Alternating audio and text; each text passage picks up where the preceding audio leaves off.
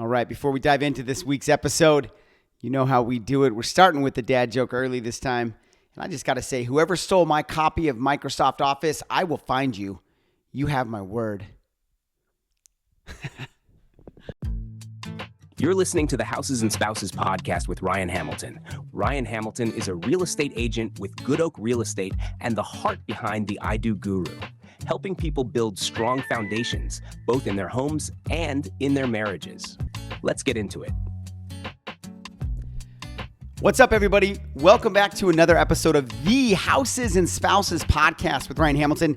I, of course, am Ryan Hamilton, your host, local real estate agent here in the Phoenix and Tucson areas. I'm a wedding officiant with the I Do Guru, and basically just a professional people watcher.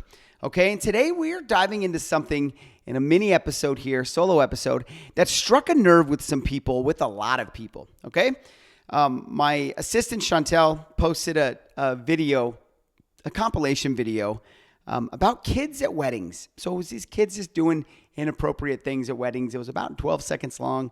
Kids sticking his finger in the cake, kids blowing bubbles and messing up like first dance kind of stuff. This was a short reel on our Instagram page. The internet lost its collective mind. Here are the current stats for this reel. 1,851,447 views, 61,000 likes, over 1,000 comments, 63,000 and more shares, and then over 3,800 bookmarks. So to say that there was a little bit of disagreement is something. This was like Thanksgiving politics, arguments at the table kind of response to this. So today we're going to unpack it, not from the comment section, although I will share those with you, but I'm going to unpack it from you from the front of the ceremony, from my view, because I'm the guy standing up there when all this plays out in real time during the ceremony and then, in the reception area as well. So let me start with the comments, and I'm going to put some up here. I'm not going to share the names of the people, but I am going to share the post itself, a link to it, so you can go check this out and dive in there. So here's a sampling of what came in. Child-free weddings are the only a thing because people stopped being in control of their children. Okay, next one. It's the parents' fault, 100%. Nope, children don't belong at weddings. Hire a babysitter. Then there's this one. I would 1,000% prefer two little hands in the wedding cake over missing the joy that kids bring. Oh, that's nice. Okay, next one. My whole family is mad at me for not wanting kids there, and now I feel bad. Okay, we're getting a little personal here with the bride and the groom, or the bride and the bride, or the groom and the groom. And then my personal favorite, a little inappropriate. It said, normalize leaving crotch goblins at home. The internet remains undefeated. This is just a TKO here. So, but here's what's fascinating. This debate really isn't about kids. It's about boundaries, right? It's about expectations. And it's about who thinks they get a vote on someone else's day. All right? So, what I've actually seen. I officiate a lot of weddings, over 225. I've seen kids absolutely steal the show in the best way possible. I've seen ring bearers marching like they're protecting the national treasure. I've seen flower girls throwing every petal in one dramatic pile. I've seen tiny humans absolutely owning the dance floor. Those moments, they're magic. They're perfect. But I've also seen a toddler screaming through handwritten vows. I've seen a meltdown at the quietest, most emotional part of the ceremony, and you can hear the kids screaming. I've seen parents frozen in place because they didn't want to cause a scene. I've seen a unity candle that didn't survive the evening because of some little kids thinking it's a birthday candle. Both realities are true. Some parents are incredible at managing their kids at events. Some of them just aren't.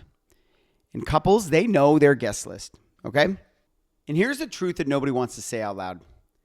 A child-free wedding is not an attack on children. It's not a commentary on parenting. It's not a moral stance. It is a preference, and that is it. Some couples want a formal adult atmosphere. They just do. Some couples want a big family celebration with babies crawling near the cake table. Both are valid. What's not valid is making someone else's wedding about you. If the couple says no kids, that's not personal. It just means no kids at the wedding. If they say kids are welcome, that's not irresponsible. It's their day. This isn't a community decision. It's the couple's decision. So parents, quick sidebar here. If you do bring your kids to a wedding, you are still parenting. The wedding is not a babysitter. It's not a free-range environment. And here's the part that people don't love hearing. If your child disrupts the ceremony and you don't address it, people notice. Not because they hate kids, but because that moment matters to the couple. Again, not anti-kid, just pro-awareness. So now to the couples feeling guilty. And I saw a lot of comments on this Instagram post about saying how their family was making them feel bad or their guests are making them feel bad. This was the comment that stood out to me the most about that. My whole family is mad at me for not wanting kids there, and now I feel bad. Let me speak to you. You are allowed to set boundaries for your wedding. You are allowed to create the environment that you want for your big day. You are allowed to prioritize your comfort on a day that is literally all about you. And here's the grown-up reality. Other adults are allowed to decide whether they can attend based on that boundary. No villain required, no sides needed. You're not going to take a side on this. It's just a decision, okay?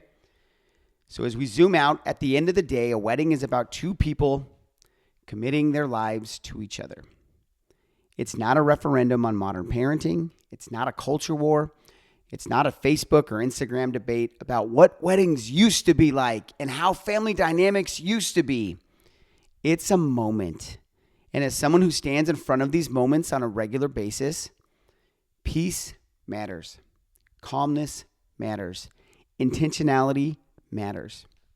So whatever helps the couple feel present, fully present on that day, that's the right call for them. Child-free, kid-friendly, 18 plus, 21 plus because it's an open bar. It doesn't matter.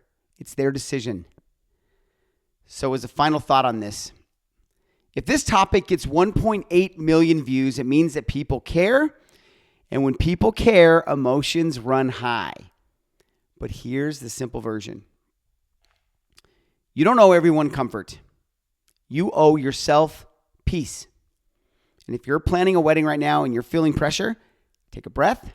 Make the choice that feels most aligned with the vision that you have for your wedding. And then own it. Okay? That's your decision. So this is the I Do Guru perspective. If you've enjoyed this episode, share it with someone who's planning a wedding. Don't forget to follow the podcast on Spotify, on Apple, YouTube. And as always, real estate is about more than houses. It's about community. I will see you next week. And thanks for joining me on this short solo episode. And don't forget to check out this post that I'm going to put in the show notes, and I'm going to pop it up here on the screen as well.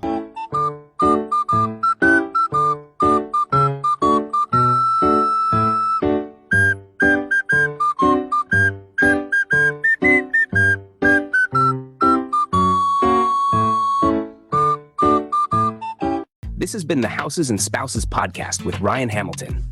Thanks for tuning in. Don't forget to subscribe and share this episode with someone who needs it. For real estate help or a wedding ceremony crafted with care, connect with Ryan online. See you next week.